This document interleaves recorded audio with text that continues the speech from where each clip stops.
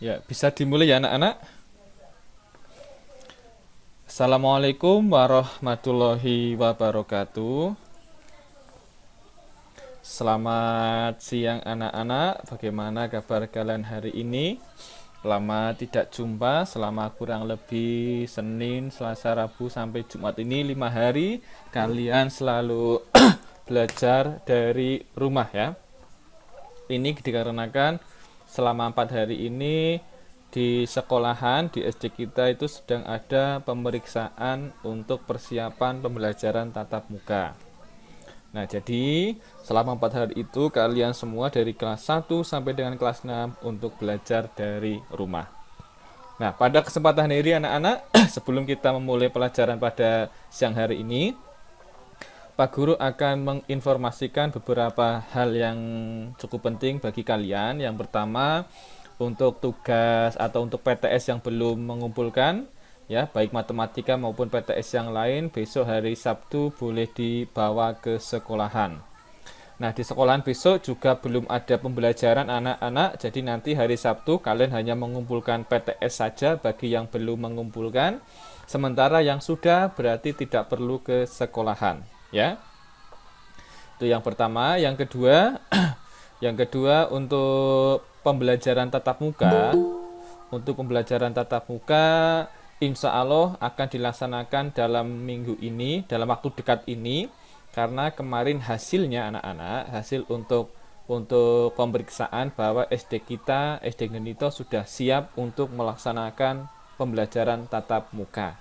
Nanti kalau sudah tahu waktunya kapan, informasi berikutnya akan Pak Guru umumkan kepada kalian. Ya, itu yang bisa Pak Guru sampaikan sebagai awal mula kegiatan pada siang hari ini. Mari untuk mengawali kegiatan pada siang hari ini kita berdoa bersama-sama di dalam hati, ya. Berdoa dimulai, berdoa selesai. Anak-anak bisa mendengar suara Pak Guru ya? Bisa. Ya, terima kasih. Ya, apakah kalian tahu apa yang dimaksud dengan lingkaran? Lingkaran ini bisa diartikan sebagai kumpulan dari titik-titik yang membentuk suatu lengkungan yang memiliki panjang yang sama terhadap satu titik tertentu. Satu titik tertentu yang dimaksud di sini adalah titik ini anak-anak. Ini titik O ya. Ini titik O. Nah, titik O ini juga disebut dengan pusat lingkaran. Oke. Jadi saya ulangi lagi, lingkaran ini merupakan kumpulan dari titik-titik yang membentuk suatu lengkungan. Ini lengkungannya. Ya, kumpulan dari titik-titik yang membentuk lengkungan yang memiliki panjang yang sama terhadap satu titik tertentu ini. Nah, itu pengertian dari lingkaran. Apa saja sifat-sifat lingkaran? Yang pertama, lingkaran ini hanya terdiri dari satu sisi. Ini anak-anak, hanya terdiri dari satu sisi. Yang kedua, tidak mempunyai titik sudut. Jadi lingkaran ini tidak memiliki titik sudut karena tidak ada sisi yang berpotongan. Ini sisinya ini. Dari A ke D, ke C, ke B, ke A. Ini satu sisi. Ya. Ini satu sisi namanya lingkaran. Sehingga kalau memiliki satu sisi, lingkaran tersebut pasti tidak mempunyai titik sudut. Karena titik sudut itu terbentuk dari perpotongan dua sisi. Ya. Yang ketiga, mempunyai simetri lipat tidak terbatas atau tak terhingga. Simetri lipat itu berarti apabila bangun tersebut dilipat, itu akan membentuk bangun yang sama persis. Nah, ini contohnya. Dari garis A ke garis C, ini dilipat ke bawah. Berarti titik B ini akan menghimpit pada garis yang D. Nah, itu lipatan. Ya, lipat ke sini 1, sini 2, 3, 4 dan seterusnya, sehingga simetri lipat pada lingkaran ini jumlahnya tidak terbatas. Yang keempat, memiliki simetri putar tidak terbatas atau tak terhingga. Ini sama seperti simetri lipat. Kalau yang kelima, jarak antara titik pusat dengan sisi mana selalu sama. Ini anak-anak maksudnya. Titik pusat O ini dengan sisi mana saja, dengan sisi ini dan semuanya, itu selalu sama panjangnya. Nah, itu beberapa sifat dari lingkaran. Unsur-unsur lingkaran. O sama dengan titik pusat. Mana O ini? Pusatnya lingkaran. Pusat ini dicari dari mana? Dari titik tengah antara garis A ke B. Sedangkan AB ini disebut dengan diameter. Ini dari A ke B ini disebut dengan diameter karena merupakan garis lurus. Yang ketiga, OC. O ke C ini merupakan jari-jari atau biasa disingkat dengan huruf R. O ke B ini juga jari-jari. BC, BC mana ini? BC ini yang warna hijau ini disebut dengan busur. Ya anak-anak, namanya apa? Busur yang bentuknya seperti penggaris busur ya. Ini melengkung ini. Sedangkan OE ini namanya apotema ya. Meskipun bentuknya sederhana, namun lingkaran memiliki beberapa unsur yang wajib kalian ketahui. Dengan unsur-unsur lingkaran, kalian dapat dengan mudah menghitung luas lingkaran, keliling lingkaran, menggambar lingkaran, dan lain-lain. Tentunya, cara mudah yang paling sering kamu gunakan untuk membuat lingkaran adalah dengan menggunakan koin. Yang pertama, titik pusat lingkaran. Ini ya anak-anak. Titik pusat lingkaran adalah titik yang berada tepat di tengah-tengah lingkaran. Tepat berada di tengah-tengah lingkaran, berarti ini sudah tepat. Ketika kalian menggambar lingkaran menggunakan jangka, nah ini garis jangka, titik inilah yang digunakan sebagai acuan atau patokannya. Contohnya adalah titik O pada lingkaran di samping. Nah, jadi ketika kamu menggambar dengan menggunakan jangka, ini hasilnya akan sangat bagus dan kamu bisa langsung menentukan titik pusat lingkaran. Jari-jari. Jari-jari ini kalau dalam roda sepeda tadi Pak Guru mengatakan sebagai ruji ya. Jari-jari adalah jarak titik pusat lingkaran O ini terhadap titik yang berada pada lengkung lingkaran. Jari-jari lingkaran dilambangkan dengan R. R itu singkatan dari radius ya. Contohnya pada lingkaran di atas atau di samping adalah garis OA, OC, OB, OD. Kalau dibuat garis ini juga termasuk jari-jari ya. Tali busur. Tali busur adalah garis yang menghubungkan dua titik pada lengkung lingkaran. Garis yang menghubungkan dua titik pada lengkung lingkaran. Ini lengkung lingkarannya, anak-anak, atau busurnya, sedangkan ini talinya.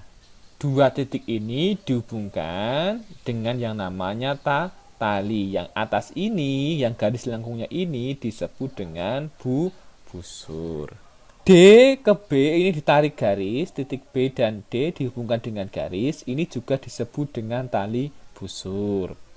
B ke C dihubungkan dengan garis, ini juga tali busur. Diameter. Diameter adalah tali busur yang melewati titik pusat lingkaran. Nah, diameter ini anak-anak sama dengan tali busur. Hanya saja ditambahi dengan yang melewati titik pusat lingkaran. Ya. Jadi, untuk diameter ini dari titik A melewati titik pusat lingkaran, kemudian ke titik B, itu namanya diameter. Panjangnya AB ini anak-anak, ini 2 kalinya jari-jari. Kalau tadi Pak Guru mengatakan OB itu jari-jari, OC jari-jari, OA jari-jari, OF jari-jari. Nah, panjangnya garis A ke B ini adalah 2 kalinya jari-jari. Contoh anak-anak. Kalau OB ini panjangnya 7 cm, berarti diameternya adalah 7 ini dikalikan 2. Ya. 14. Kalau OB ini panjangnya 14, berarti AB jadi berapa? Ya 2 kali 14, 28. Perlu kamu ketahui bahwa tali busur terpanjang dalam suatu lingkaran ini disebut dengan diameter. Contohnya ya ini AB. Ya, ini tali busur juga diameter. Yang kelima, apotema. Apotema adalah jarak tali busur terhadap titik pusat lingkaran. Jarak tali busur ini terhadap titik pusat lingkaran. Berarti ini OE atau EO. Ya, contohnya ini. Ini namanya garis apotema, OE. Misalnya ini Pak Guru garis B ke G ini digaris. Ada tali busurnya. Sedangkan O tarik ke sini, ini juga disebut dengan apotema. Yang keenam, busur lingkaran. Nah, busur lingkaran pasti kamu sudah tahu, ya. Kamu pasti mengetahui apa itu busur panah. Bentuk busur panah itu sebenarnya berasal dari bentuk dasar yaitu busur lingkaran. Busur lingkaran adalah lengkungan yang terletak di antara dua titik pada lengkung lingkaran. Yang ini ya, yang tadi kita belajar tali busur. Ini namanya busur lingkaran. Dihubungkan dengan tali namanya tali busur. Nah, makanya kalau kamu beli penggarisan busur, bentuknya seperti ini anak-anak. Bentuknya seperti ini. Ini busurnya, ini tali busur. Yang ketujuh, juring lingkaran. Ini anak-anak yang diberi warna biru. Juring ini merupakan sebuah daerah. Jadi yang diwarnai ini anak-anak ini daerah ya. Kalau yang seperti namanya garis. Juring lingkaran adalah daerah yang dibatasi oleh dua jari-jari dan sebuah busur lingkaran. Dua jari-jari dan busur lingkaran. Ini namanya juring. Dua jari-jari dan sebuah busur lingkaran. Ini juring. Tembereng. Tembereng ini juga sebuah daerah. Kalau di lingkaran yang namanya daerah pasti akan diberi tanda berwarna. Tembereng apa? Daerah yang berada pada suatu lingkaran yang dibatasi oleh tali busur dan busur lingkaran. Berarti daerah sing dibatasi busur dan tali busur. Ini namanya tembereng. Ini kalau diparuh anak-anak, dari sini ke sini diparuh kan jadi setengah lingkaran. Ini juga jadi busur. Luas suatu tembereng dapat ditentukan dengan cara menghitung luas juring dikurangi dengan luas segitiga yang terbentuk dari dua jari-jari dan tali busur. Besok kita cari luas-luas seperti itu. Yang sekarang kita pahami sifat lingkaran dan unsur lingkaran. Sudut pusat. Tadi waktu kamu memperhatikan pengertian dari lingkaran, bahwa lingkaran itu tidak memiliki titik sudut. Mengapa di sini memiliki sudut pusat? Ini anak-anak, maksudnya. Sudut pusat adalah sudut yang dibentuk oleh dua jari-jari lingkaran. Tuh, jari-jari OB dan OG. Sudutnya mana? Ya ini, sudut BOG. Ya, ini contohnya kalau di sini sudut BOC, sudut dilambangkan dengan seperti ini ya.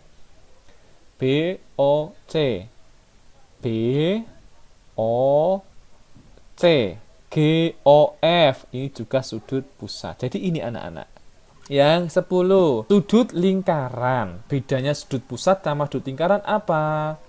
Nah, kalau sudut pusat itu sudut yang dibentuk oleh dua jari-jari. Kalau sudut lingkaran ini diartikan sebagai sudut yang dibentuk oleh dua tali busur yang berpotongan pada keliling lingkaran. Contohnya sudut BAC. Ini anak-anak.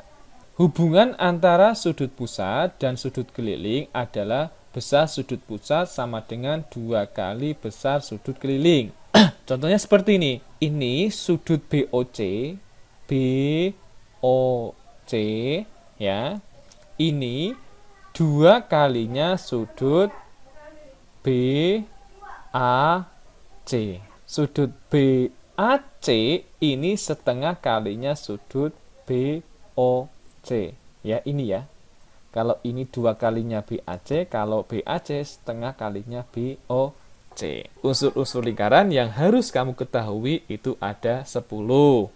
Ada yang pertama, ini titik pusat lingkaran, AB ini diameter, kemudian ada yang ketiga, jari-jari, yang keempat, tali busur, yang kelima, busur, yang keenam, apotema, kemudian ada juring, terus 7 ada 8 ada tembereng, 9 ada sudut pusat, dan 10 ada sudut keliling. 10 unsur-unsur lingkaran.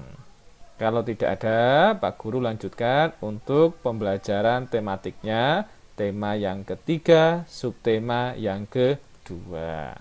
Kita masuk pada subtema 2 yang berjudul penemu dan manfaatnya. Yang subtema 1 Pak Guru anggap sudah selesai ya anak-anak. Nah, kalau kalian sudah membaca yang subtema 2 ini, tentunya ada beberapa materi yang perlu kamu pelajari. Yang pertama ada bahasa Indonesia, ini mengenai teks eksplanasi ilmiah. Kemudian ada IPA, ini rangkaian listrik. Kemudian ada IPS, ini tentang penemu-penemu. Kemudian ada PPKN, hak, kewajiban, dan tanggung jawab. Sedangkan untuk SPDP ini mengenai interval nada. Kita lihat. Yang pertama, ya. Yang pertama, teks eksplanasi ilmiah. Sama seperti pada subtema 1. Teks eksplanasi artinya teks yang dibuat untuk menjelaskan proses terjadinya suatu peristiwa atau fenomena. Baik fenomena alam maupun fenomena sosial, tapi secara ilmiah. Itu namanya teks eksplanasi atau teks eksplanasi ilmiah. Misalnya tentang daur hidup air, metamorfosis katak, metamorfosis belalang, ya, perkembangbiakan tumbuhan, itu dijelaskan dalam sebuah teks namanya teks eksplanasi ilmiah. Ciri-cirinya bagaimana? Yang pertama, teks eksplanasi ini memuat informasi berdasarkan fakta. Jadi, yang dimuat di dalam teks tersebut adalah benar informasinya, berdasarkan fakta atau faktual. Yang kedua, berisi tentang ilmu pengetahuan. Ketika kamu mempelajari perkembangbiakan tumbuhan secara vegetatif, kamu akan mendapatkan ilmu, mendapatkan pengetahuan tentang apa saja contoh-contoh perkembangbiakan vegetatif, ya. Terus contoh tumbuhannya apa saja dan lain sebagainya. Yang ketiga, ciri teks eksplanasi ilmiah adalah bersifat informatif. Informatif itu artinya memberikan informasi, ya, tanpa bertujuan untuk mempengaruhi pembaca. Jadi kamu kalau membaca teks yang berjudul perkembangbiakan tumbuhan secara vegetatif, kamu akan mendapatkan informasi. Informasi apa saja? Ya misalnya tumbuhannya apa saja, terus perkembangbiakan vegetatif apa saja dan lain sebagainya. Yang keempat, struktur dari teks eksplanasi ilmiah ini dibedakan menjadi 3. Pernyataan umum atau pembukaan, deret penjelas atau isinya, interpretasi, penutup atau kesimpulan. Pernyataan umum merupakan gambaran awal tentang apa yang disampaikan dengan pernyataan yang bersifat umum. Deret penjelas ini isinya, isi dari teks itu biasanya terdapat pada paragraf kedua atau setelah paragraf pertama. Sedangkan yang ketiga, interpretasi atau bagian penutup ini berisi pandangan atau kesimpulan dari penulis.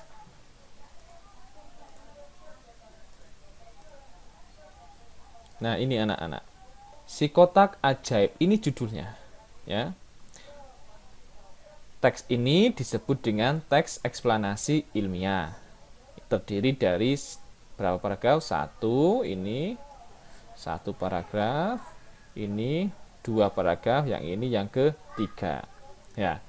Paragraf yang pertama anak-anak ini disebut dengan pernyataan umum atau bagian pembukaan. Ini berisi tentang hal-hal umum tentang ini ya, tentang John Logie Baird, penemu televisi.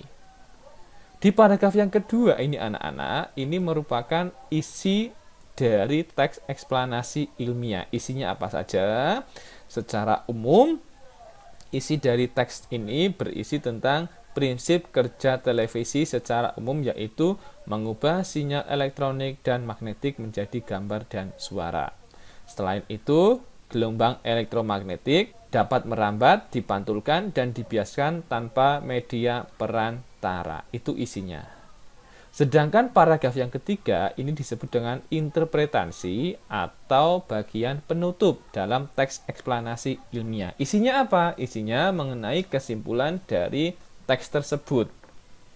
Jadi, televisi adalah sebuah media telekomunikasi yang berfungsi sebagai penerima siaran gambar bergerak beserta suara. Ini kesimpulan dari teks eksplanasi ilmiah. Paham ya? Terus bagaimana langkah-langkah menentukan informasi penting dari suatu bacaan, terutama dalam teks eksplanasi ilmiah? Yang pertama, pasti kalian harus memahami judul bacaan. Judulnya dipahami. Oh, ini judulnya apa? Si kotak ajaib. Oh, kotak kok ajaib? Pasti kamu akan penasaran dari judulnya ini, ya. Setelah memahami judul bacaan, yang kedua, membaca setiap kalimat dalam setiap paragraf dengan cermat dan berulang. Dibaca berkali-kali, diulang-ulang, ya. Setelah itu, menentukan kalimat-kalimat pokok atau kalimat penting dalam setiap paragraf. Kalau sudah dibaca dengan cermat, pasti kamu akan menemukan kalimat-kalimat penting dalam setiap paragraf tersebut. Setelah itu, menentukan kata kunci dari setiap kalimat penting dalam setiap paragraf. Menentukan kata kunci dari setiap kalimat penting dalam setiap paragraf. Dan yang terakhir, merangkum informasi menjadi kalimat yang lebih efektif dan informatif. Kalimat-kalimat penting itu kalian rangkai menjadi beberapa kalimat yang efektif dan informatif. Nah, ini kita lewati saja karena tadi sudah Pak Guru contohkan. Yang kedua, anak-anak, kalian mempelajari materi IPA, rangkaian seri dan rangkaian paralel, ya. Ini jangan sampai keliru anak-anak. Ini yang seri, yang berurutan, sedangkan paralel ini yang berjajar atau yang bercabang, ya, atau berjajar. Berderet atau berurutan. Ya. Tentunya dengan melihat dua rangkaian ini, lampu seri dan lampu paralel, kamu sudah bisa membedakan, ya, sudah bisa membedakan sekilas berdasarkan gambarnya. Kita lihat kelebihan dan kelemahan masing-masing. Kelebihan dari lampu seri, yang pertama hemat kabel, betul, karena hanya membutuhkan satu kabel ini, ya. Yang kedua, pemasangannya mudah, sangat mudah sekali, 1, 2, langsung nyala. Tapi di balik kelebihan ini, lampu seri ini juga memiliki kelemahan anak-anak. Nyala lampu tidak sama, mengapa? Karena hanya ada satu jalur tapi digunakan oleh dua lampu. Ya, satu kabel tapi digunakan oleh dua lampu sehingga energi listriknya akan terbagi menjadi dua. Lampu kedua cenderung lebih redup. Ini lampu yang pertama, ya. Dari sini, ya, listriknya sangat besar. Ini sudah kelong, jadi sedikit di lampu yang kedua. Jumlah sinar lebih sedikit, ya, jelas, karena lampu kedua cenderung lebih redup sehingga sinarnya juga lebih sedikit.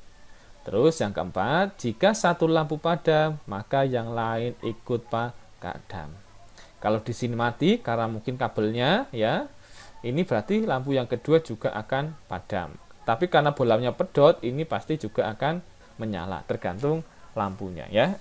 Terus bagaimana pada lampu paralel? Lampu paralel ini disusun sejajar atau bercabang. Kelebihannya apa? Nyala lampunya sama, anak-anak, karena ada dua kabel ini, ya. Nyala lampunya sama terangnya. Kalau ini 100, ya ini 100. sinarnya juga akan lebih terang. Kalau 100% pasti akan lebih terang. Jika satu lampu padam, yang lain tetap menyala. Jika ini padam, yang ini belum tentu padam, ya, tetap akan menyala. Sedangkan kelemahannya apa? Kelemahannya ini kebalikan dari kelebihan pada lampu seri. Kalau ini hemat kabel, di sini boros kabel. Kalau ini pemasangannya mudah, ini pemasangannya rumit, ya. Kalau ini kelemahannya, jadi kelebihannya paralel. Paham ya? Baterai seri tambah satu lampu. Baterai paralel tambah satu lampu, ya.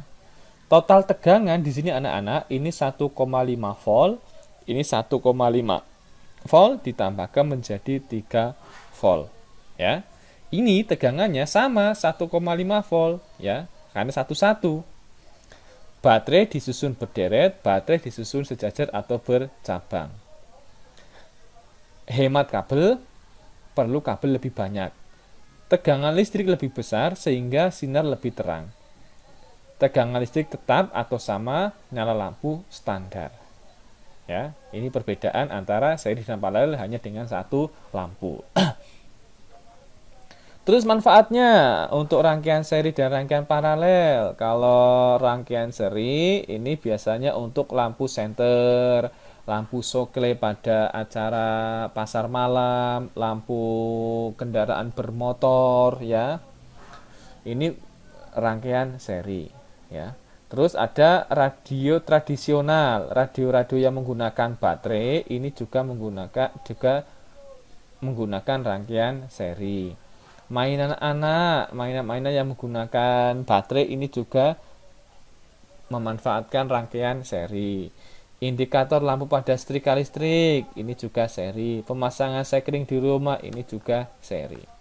Sedangkan pemanfaatan rangkaian paralel ini banyak terdapat di instalasi PLN ke rumah, listrik lampu di ruangan, dan pemasangan stop kontak, ya. Tentunya kamu mau menggunakan seri atau paralel terserah kamu, tergantung dari penggunaannya, ya. Nah, ini rangkaian lampu, nggih. Lampu menyala on, saklar tertutup. Saklar tertutup berarti di on ke anak-anak, dipencet jadi nyala. Saklar terbuka atau putus atau off, lampu ini juga padam karena ini aliran listrik tidak tersambung. Pada contoh rangkaian lampu di atas, saklar 2 terbuka, maka ini terbuka, maka lampu 4 dan 5 ini padam.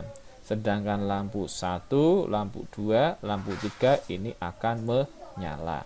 Jika saklar 2 disambung, ditutup, maka lampu 4, 5 menyala. Tapi saklar 3 ini harus tetap tersambung. Jika saklar 1 diputus, dibuka anak-anak, maka lampu 1, 2, 3 ini akan padam. Karena ini akan mengaliri 1, 2, 3. Ya. Jika saklar 3 diputus, maka bagaimana? Lampu akan mati semua. Ini contoh rangkaian campuran. Ada seri, ada paralel. Yang berikutnya, hak dan kewajiban materi PPKN. Hak itu apa artinya? Hak itu diartikan sebagai sesuatu yang memang seharusnya atau mutlak didapatkan oleh setiap orang. Mendapatkan pengajaran, mengeluarkan pendapat, mendapatkan waktu bermain, mendapatkan kasih sayang, dan lain sebagainya. Itu yang disebut dengan hak.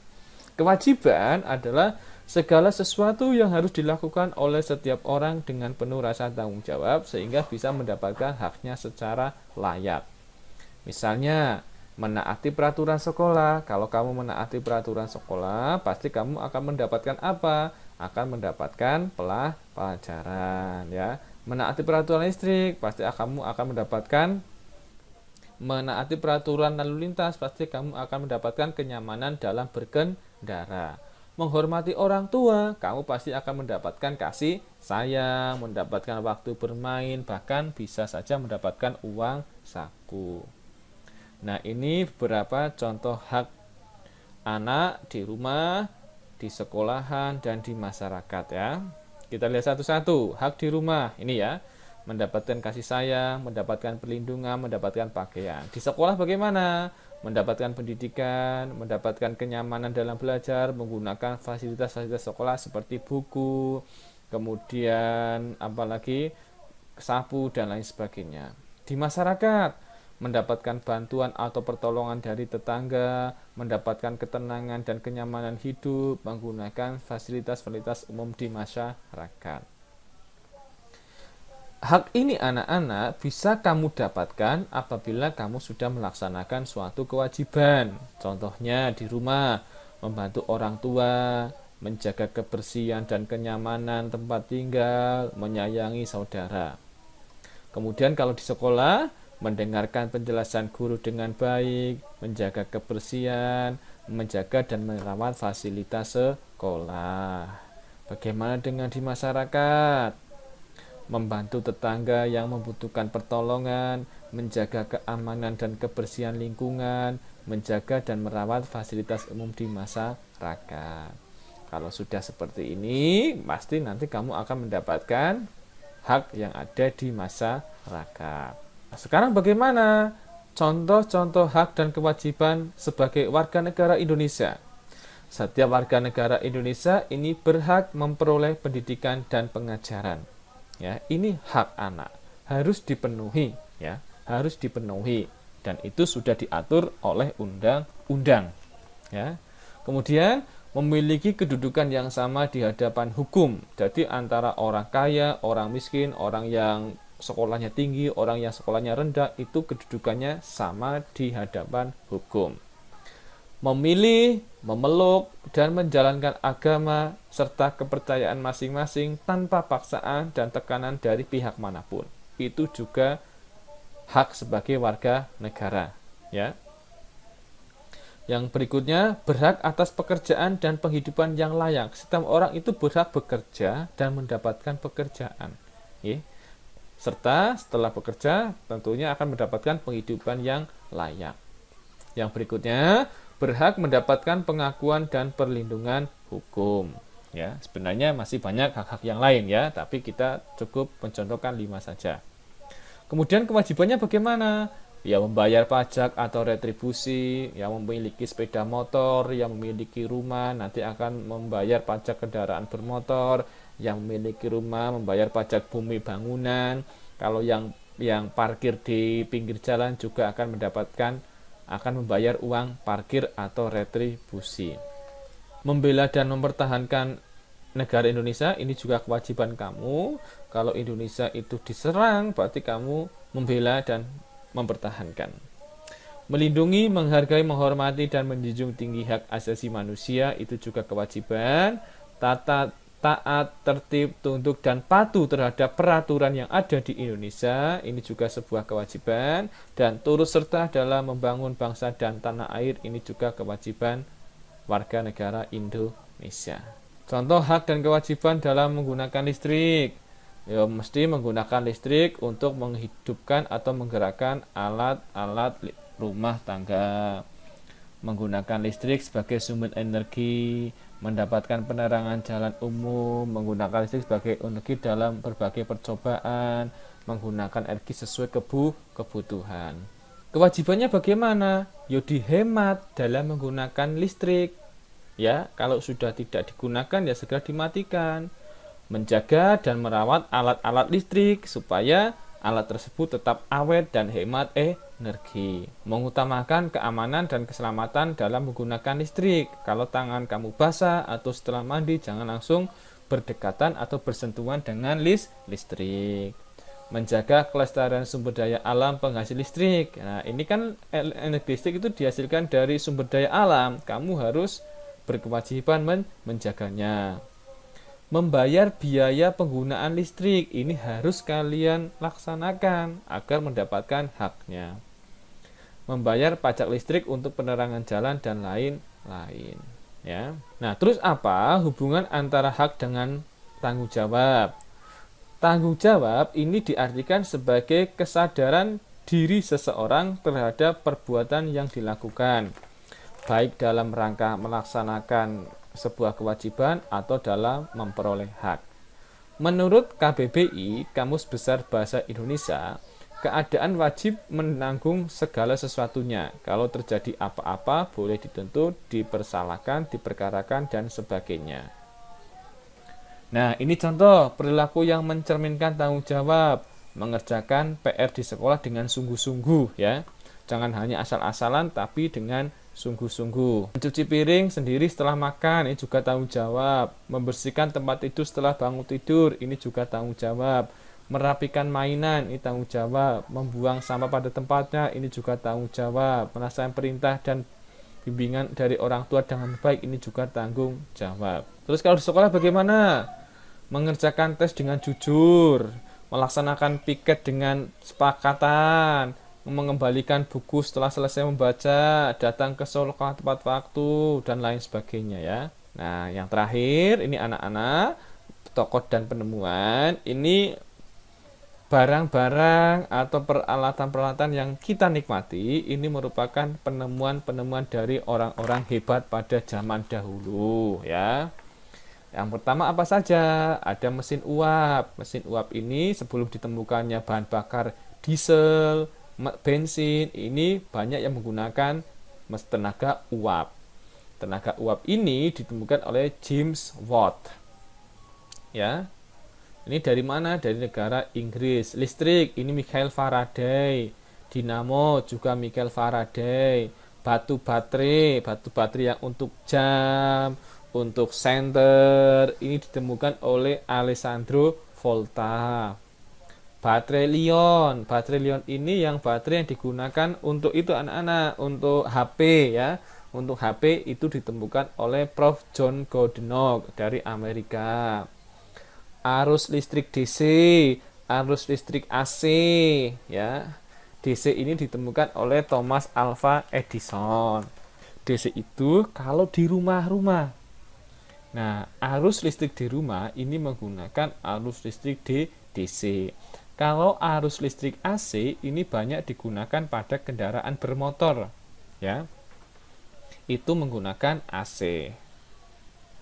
Kemudian ada lampu pijar, lampu neon. Pijar ini oleh Thomas Alva Edison, lampu neon oleh Nikola Tesla. Gelombang mikro ini untuk WiFi ini juga oleh Tesla, ya. Lampu LED putih, sekarang kan banyak lampu-lampu LED ya. Lampu LED putih ini ditemukan dari negara Jepang oleh Profesor Isamu Akasaki. Radio oleh Marconi Italia. Televisi oleh John Logie-Baird yang tadi dibacaan. Telegram ini oleh Samuel F.B. Morse. Telepon ini dari Meucci, ini penemu pertama ya. Alexander Graham Bell ini penemu yang kedua.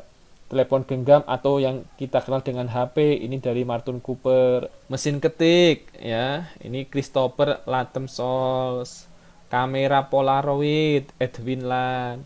Mesin hitung atau kalkulator Blaise Pascal. Komputer ini anak-anak. Komputer yang sekarang sudah sangat terkenal sekali ini oleh Charles Babbage ya dari Inggris.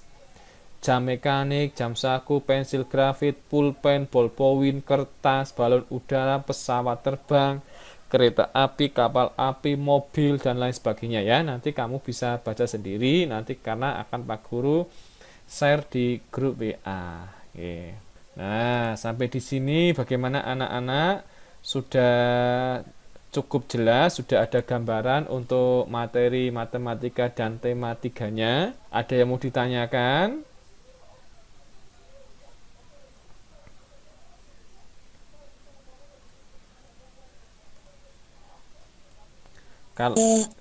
Kalau tidak ada rangkuman ini nanti akan Pak Guru share di grup WA. Kamu juga bisa membacanya lagi setelah mendengarkan penjelasan dari Pak Guru.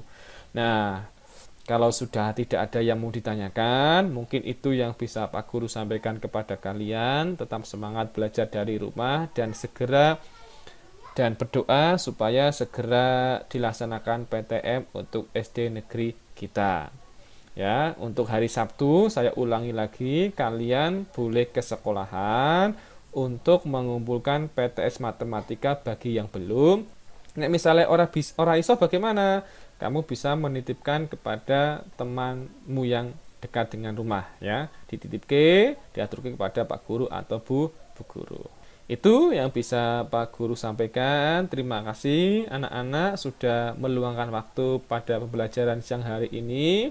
Mudah-mudahan kalian semua menjadi anak-anak yang pintar, anak-anak yang soleh-soleha dan berbakti kepada orang tua. Allahumma amin ya.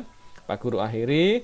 Wassalamualaikum warahmatullahi wabarakatuh.